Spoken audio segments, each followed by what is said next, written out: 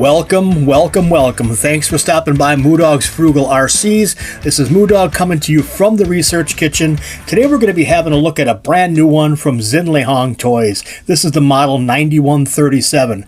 This was sent over by Hosim off of Amazon.com. They also have a store on eBay. So a little shout out to Hosim there. Thanks for sending this over for a review.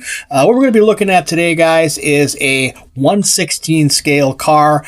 This one has ball bearings throughout. Not only that, but it's going to incorporate metal gears in both differentials, four-wheel drive, high performance motor, basically just a brushed 390 motor, CVT drive shafts all the way through on this one. We have a 40 amp ESC receiver combo, high torque servo, and then metal shocks on this one as well.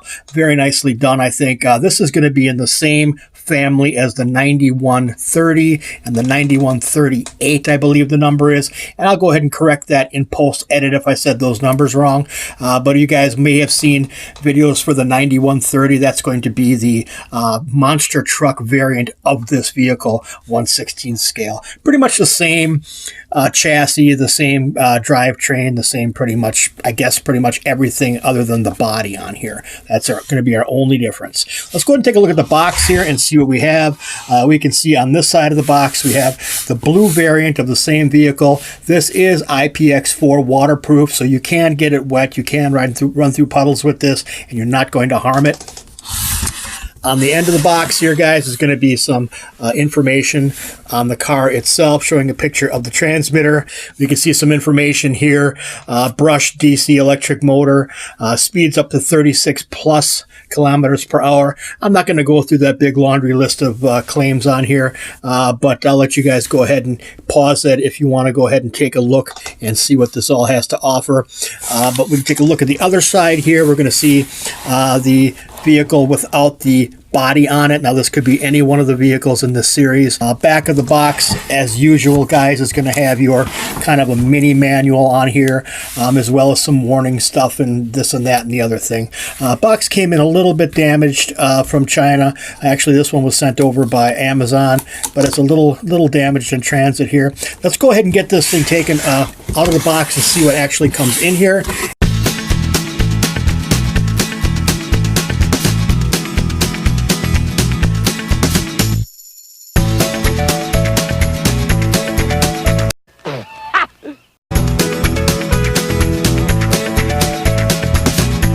We are looking at a nice manual on this one, guys.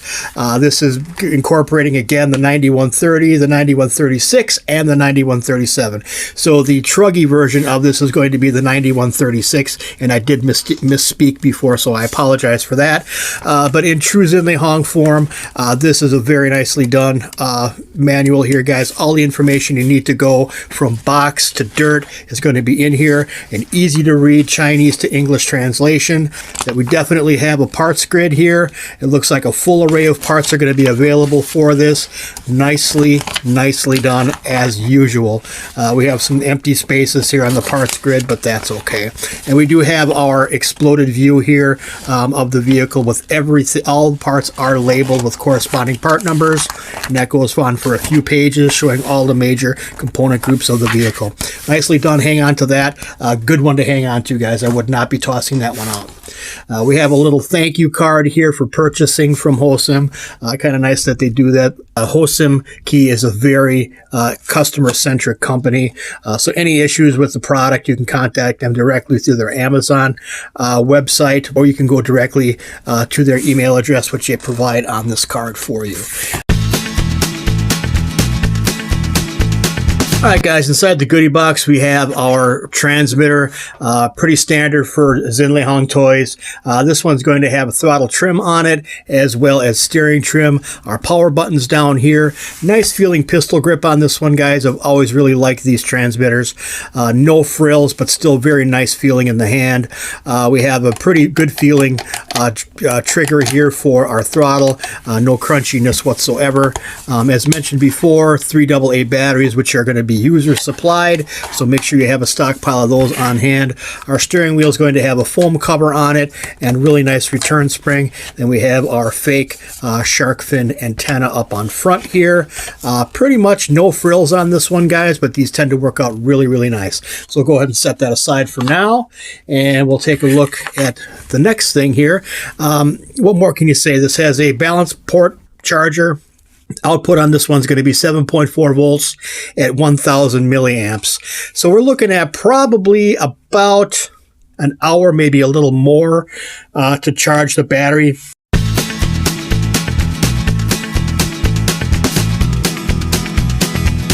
This one is kind of a rock racer style vehicle here, almost a Jeep looking thing. We have a nice Lexan body on here. I did think this was coming in red, but this looks more like an orange to me. They're calling this one the X Truck. We can see very nice graphics on here. This is going to have a kind of an overspray film on it to protect the Lexan, but we can pull that off if you'd like to. I'm going to probably leave this on here as it is, just for some extra protection, and kind of go from there, let it wear itself off. The bumpers front and rear on here are going to be very resilient, very forgiving. So if you do happen to get in a front or rear impact, or you do a tumble, I think that's going to be nice protection without worrying about it snapping. The tires on here, guys, are going to be 12 millimeter hexes. They're plastic rims attached with Phillips screws. These are not foam filled. You can hear the air inside there, and you can actually feel the rim when you press down on there, and subsequently these are not glued on. Now, tires are going to be a thing of preference depending on what you're doing with the vehicle.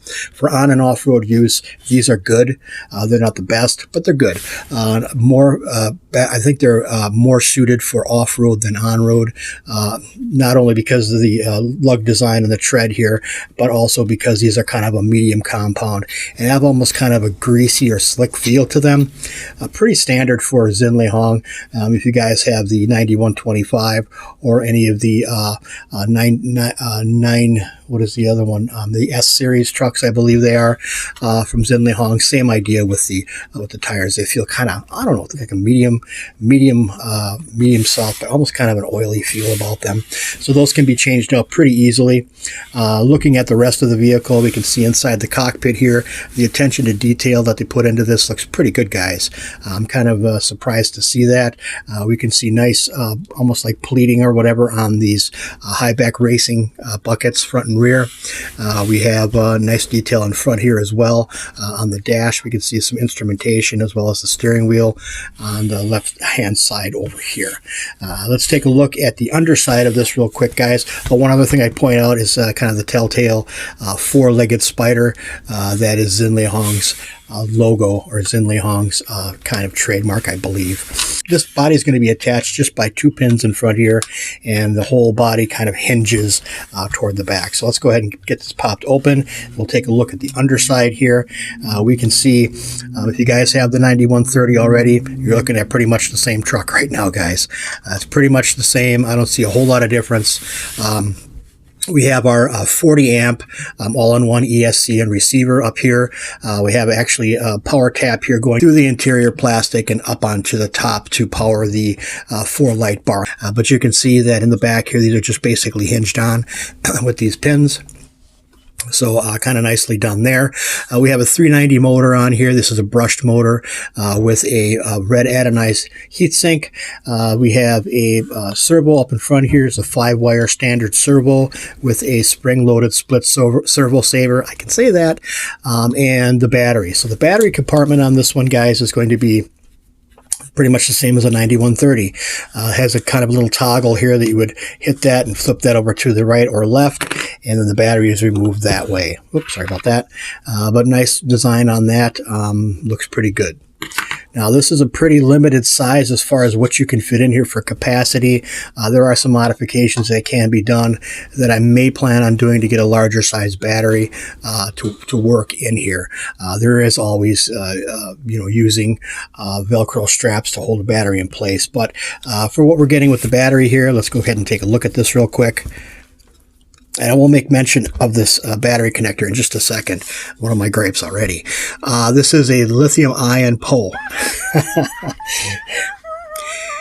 This is a LiPo battery. I don't know why they have Li-ion on there, but they do. So the branded Aurora, huge capacity. So we have a whopping 800 milliamp per hour battery on here. It's 7.4 volts, basically 2S. Now I'm going to get to this connector. I don't know if anybody from Xinlehong watches my videos when I do reviews on their vehicles, but this is not anything to do with the overall quality of the vehicle. This is a gripe, and I'm going to let you know what the gripe is right now. I had to take a kind of an emery board file and file the plastic down on these nubs to get this battery to connect. If this would be in a kid's hands and a kid got this thing for Christmas, birthday, whatever, and tried to get this battery connected and went through what I had to go through before to get this battery in there, it would be a very, very bad experience. So just a little word to the wise here. Don't change it if it's working. If it's not broke, don't fix it. This is a proprietary type connector. If any of you out there know what the heck this connector is called, if there's a model, name, number, whatever to this, put it down in the comments section below. But this is going to get cut and switched out, or I'm going to make some sort of a patch cable to use a Dean style battery connector on here. Look, whatever. So that being said, the battery connects and stows in there. Everything goes together pretty easily. We'll leave that off to the side for just a minute yet and take a look at the suspension on here. The suspension on this vehicle, guys, is going to be pretty similar to what comes stock on the 9125 dual motor, the 110 scale vehicle from Xinlehong. So these are kind of the same sort of shocks. We have some red anodized aluminum parts on here to kind of class it up a little bit. These red springs. These are going to be friction only, guys, and they are pretty bouncy. So just keep that in mind. These trucks tend to track pretty well on or off road. We have plastic parts on this one, guys. The differentials in here are going to have metal gears on the inside, but plastic outdrive cups. We have plastic CVDs front and rear on this one, guys. So we're not dealing with regular dog bones that would have, if they were plastic, the metal pins going through the ends to kind of mate with the hubs. But we can see that we have plastic hub carriers on here as well. So everything is going to be plastic on this vehicle. Kind of on the fence with, why they would use plastic. I suppose it's a cost-cutting measure. Parts are readily available, and I believe I have seen metal upgrades for these CVDs, so that's kind of cool to see that.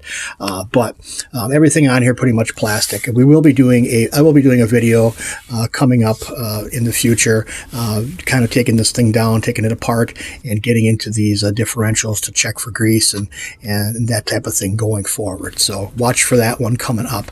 Same idea in the back though, guys. This is the whole of the unit is going to be plastic. So we have plastic CVDs in the back as well. Not really complaining about that. I haven't really put one through the complete test for longevity, but I plan on doing that with this one. I will replace these CVDs once these break. Now, I will say that I've seen CVDs made of metal that have failed as well. There's been a couple that I've had that have failed up in the front. Right here, but actually when these are made of metal, they're tapered right where they go into the actual yoke part that would fit inside of the hub carrier there. So I've seen them fail before made of metal. So that's not to say that these are going to fail right away. We'll see. We'll see if the resiliency of the plastic is going to give it a little extra life or if it's going to be a detriment to the longevity. But nice looking vehicle, guys. I didn't mention before, but there are 4 working LEDs up on these cans on top of the roll cage here on the roof. So nicely done, Xinlehong. Let's go ahead and get the car powered up, and we'll do a kind of a bench test on it to let you guys hear what it sounds like.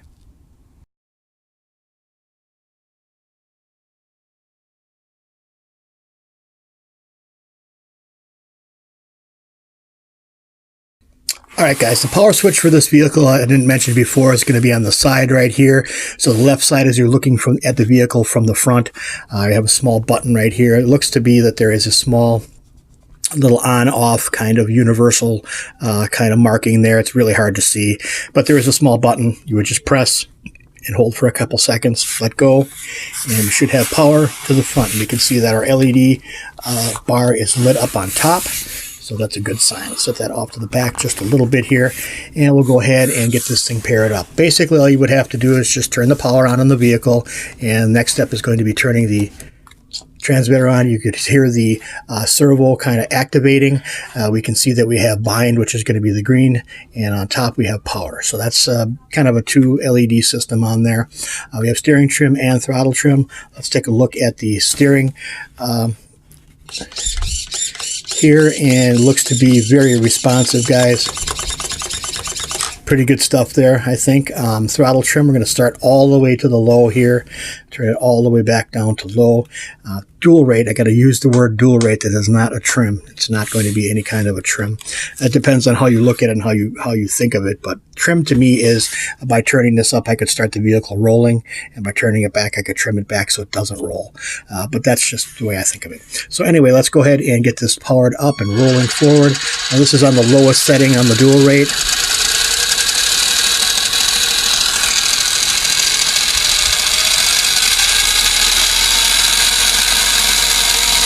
So that's kind of beginner mode there, I guess you could call it. Let's go ahead and turn this throttle rate up to about half.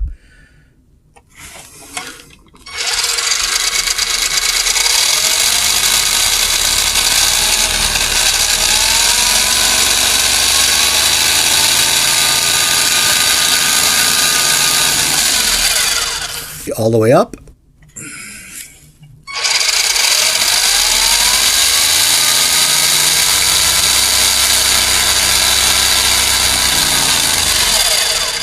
That's cooking pretty good. So that's pretty much it, guys. I just wanted to give you an idea what this thing sounds like, and kind of show you the steering and stuff on it. I think this is going to be a great vehicle. Has a lot of potential for upgrades. If you haven't already subscribed to my channel, guys, go ahead and hit that subscribe button for me. It really helps me out a lot. Hit that notification bell while you're at it too, so you guys can see when I upload a new video. There's going to be an Urban Bash video coming up for this, probably in a few days. That's pretty much it, guys. We'll see you all in the next one, and God bless the Republic.